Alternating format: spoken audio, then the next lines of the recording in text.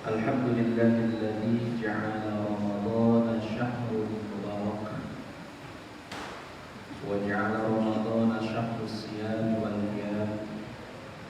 Wassalatu wassalamu ala sayyidina Muhammadin sallallahu alaihi wasallam wa ala alihi wa ashabihi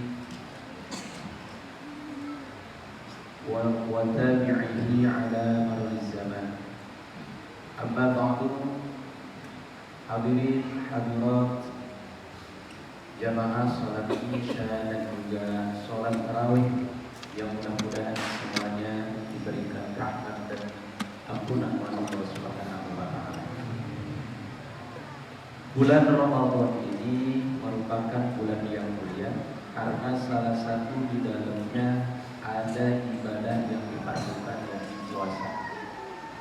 Segala sesuatu yang didampingi dengan kewajiban, maka setiap apapun yang ada di dalamnya menjadi mulia karena ada kewajiban. Seperti sholat yang 5 waktu, maka hari-hari yang ada sholat di dalam itu mulia. Demikian pula Ramadan, karena dikatakan oleh Rasulullah, "Qad ja'akum syahrul Ramadhan syahrul mubarak." Telah datang bulan Ramadan itu bulan yang penuh dengan keberkahan. Artinya bulan ini membawa berkah bagi siapapun yang ada di dalamnya, terkhusus bagi orang-orang yang beriman kepada Allah, karena keberkahan bagi mereka tidak hanya keberkahan dunia saja, tapi keberkahan akhirat. Nampak dan bisa dirasakan oleh kita ketika masuk bulan Ramadan, selain dunianya meningkat, lebih-lebih akhiratnya juga bertambah. Benar nggak Pak? Yang jarang ke masjid bisa dibuktikan. Yang rajin ke masjid itu menunjukkan keberkahan Ramadan, beda dengan bulan yang lain. Yang baca Quran yang rasanya mungkin jarang-jarang sebahagian orang, tapi ketika memasuki bulan Ramadan gak ada ceritanya orang gak baca Quran. Benar apa benar? Ya, itulah berkahnya Ramadan. Sedekah yang kadang-kadang kita masih pilih-pilih bersedekah, tapi di bulan Ramadan semuanya berlomba-lomba untuk bersedekah. Ini menunjukkan keberkahan. Namun kata Nabi, "Iftaradallahu lakum siyam," karena di dalamnya telah difardukan puasa Ramadan. Maka yang paling terpenting buat kita, jangan sampai Ramadan yang nilainya ada kewajiban di dalamnya, tapi tidak dilaksanakan dengan sebaik-baiknya. Harus sesuai dengan tuntunan agama, dicontohkan oleh Rasulullah, benar prakteknya, maka sah ibadahnya, kemudian targetnya diterima oleh Allah Subhanahu wa taala. Maka jangan sia-siakan. Maka pentingnya di situ. Maka sebagai tambahan keilmuan buat kita, mungkin sering kita dengarkan, tapi untuk memperkuat buat kita, bahwa selain kewajiban ada penyempurna kewajiban. Maka dalam ibadah itu kan sempurnakan dulu syarat rukunnya, tapi jangan lupa ada kesunahan. Kesunahan di bulan puasa ini, di bulan Ramadan sebetulnya mudah kalau kita praktekkan dan harus sesuai tuntunan. Kenapa? Karena ibadah. Yang namanya ibadah itu harus ada contoh, harus tauqifiyah, ada dalil yang menyatakannya meskipun pemahamannya berbeda-beda. Intinya ada yang mencontohkan, ada yang mengajarkannya, nah itulah yang disebut ibadah. Salah satu kesunahan di bulan Ramadan adalah ta'jilul fitri, menyegerakan berbuka. Jangan dianggap sepele Pak, karena di balik itu ada kebaikan-kebaikan yang kata Nabi, la yazalu khairun nas ajilul fitr. Tidak hilang pahala kebaikan kepada seseorang yang berpuasa ketika dia menyegerakan berbuka. Apa maksudnya? Menyegerakan berbuka di sini artinya idza tuhaqqiqal maghriba, apabila telah nampak benar-benar masuk maghrib. Bukan berarti menyegerakan sebelum maghrib, bukan. Tapi kita ketika sudah mengetahui bahwa ini sudah masuk waktu maghrib, jangan nunggu lagi. Disitulah yang terbaik. Begitu. Cuman kata para ulama, wala takfi ayyatamidal adan, tidak cukup bersandar kepada azan. Hati-hati. Karena azan itu bukan tanda masuk waktu, tapi panggilan sholat. Cuma di kita sudah dipaketkan azan ya waktu sholat. Tapi kalau puasa, kan namanya waktu puasa itu dari terbit fajar sampai terbenam matahari. Nah, harus jelas terbenamnya matahari menunjukkan waktu maghrib. Disitulah ada kesunahan menyegerakan buka. Oh, jadi jangan sampai bersandar kepada azan, karena bisa aja ada orang jahil kirain mau azan, sholawat kan? Allahumma sholli. Orang kalau buru-buru kan langsung minum bagaimana ceritanya? Nah itu, maka jangan bersandar kepada azan. Azan itu adalah menunjukkan panggilan waktu sholat. Maka ketika kita sudah dijadikan kebiasaan, jadikan ada tradisi kita bahwa azan masuk termasuk waktunya, hati-hati supaya mengingatkan kepada orang bahwa ini sudah benar-benar masuk waktu azan maghrib atau waktu maghrib, supaya orang yang berpuasa benar puasanya, dapat kesunahannya dengan menyegerakan berbuka. Setelah itu apa kesunahan yang diajarkan Nabi? Ketika Nabi berbuka, ngajarin kepada kita buka yang paling terbaik, bukalah dengan tamar, kurma kalau ada. Tapi kalau nggak ada, pakai air. Ini sunnah Pak, jangan dianggap sepele. Jadi bukan anjurannya bukan minum kolak dulu.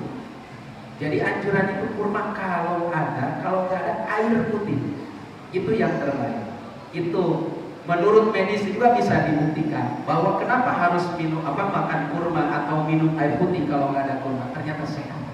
Jangan begitu azan langsung makan gorengan. Nabi itu pasti mengajarkan itu bukan hanya sekedar diikuti, pasti ada efek baik dan sehatnya bagi siapapun.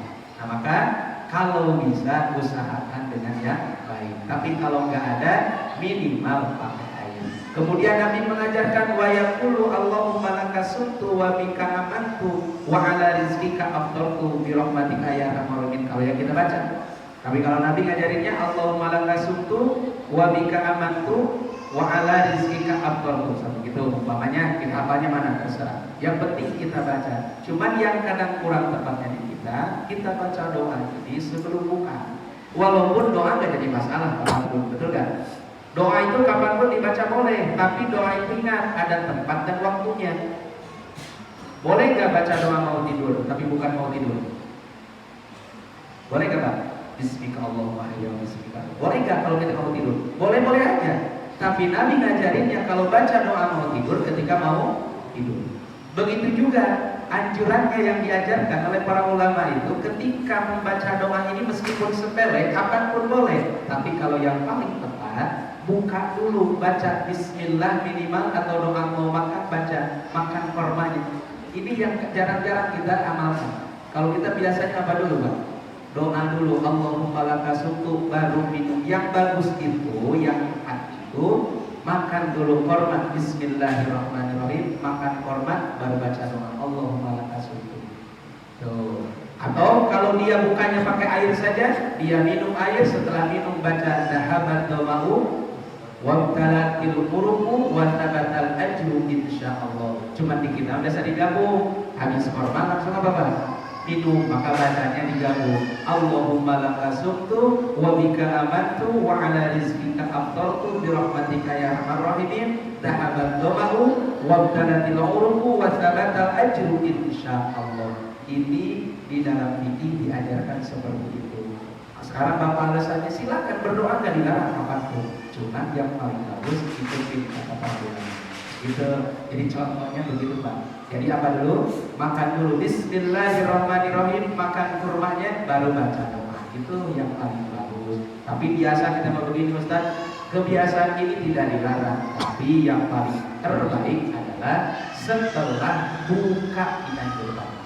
Nah maka begitu azan berkumandang langsung buka, jangan tertera meskipun kuat. Saya biasanya Ustaz bukanya nanti habis sholat isya, gak apa-apa, tapi tidak dapat kesunahan. Ingat, kesunahan itu sebagai penyempurna ibadah wajib kita. Bahkan dikatakan oleh para ulama, an-nawafil tajibul fardhu. Ibadah sunnah itu sebagai tambalnya fardu. Jadi kalau fardu ada kekurangan, maka ditambah, bukan diganti, tapi disempurnakan dengan kesunahan. Salah satu sunnah yang sangat lazim di dalam puasa adalah bukanya disegerakan. Jadi jangan rata-rata langsung. Kan kita yang paling dirindukan suara di bulan Ramadan apa? Azan. Makanya begitu azan, kalau tepat itu azannya. Makanya pengurus masjidnya ingetin kalau azan itu harus benar-benar sudah masuk Waktu sholat kenapa? Kalau salah bayar. Ada orang buka karena dengar azan, ternyata kurang 5 menit lagi, resikonya tidak sah puasanya, harus dikodok. Lain dengan sholat. Kalau umpamanya orang begitu dengar azan ternyata belum masuk waktu sholat, sholat gampang diulang. Tapi kalau puasa nggak bisa diulang, paling nanti dikodokkan itu. Ini sebagai peringatan kecil, sepele, tapi insya Allah menjadi apa? Menjadi acuan kita supaya makin baik ibadah kita, bukan hanya sekedar mencari pahala, tapi harus tepat dulu sesuai aturan agama, baru seterusnya kita sempurnakan dengan amalia-amalia sunnahnya, supaya targetnya ibadahnya sesuai, diterima oleh Allah Subhanahu wa Ta'ala. Mudah-mudahan untuk peringatan buat kita semuanya, siapapun dimanapun, bahwasannya ini ibadah bukan ibadah biasa, tapi ibadah luar biasa yang harus benar-benar kita lakukan sesuai dengan itu. Mudah-mudahan semuanya kita ditakdirkan oleh Allah selesai puasanya, kemudian puasanya tuntas, tamat dan diterima Allah Subhanahu wa Ta'ala. Wassalamualaikum warahmatullahi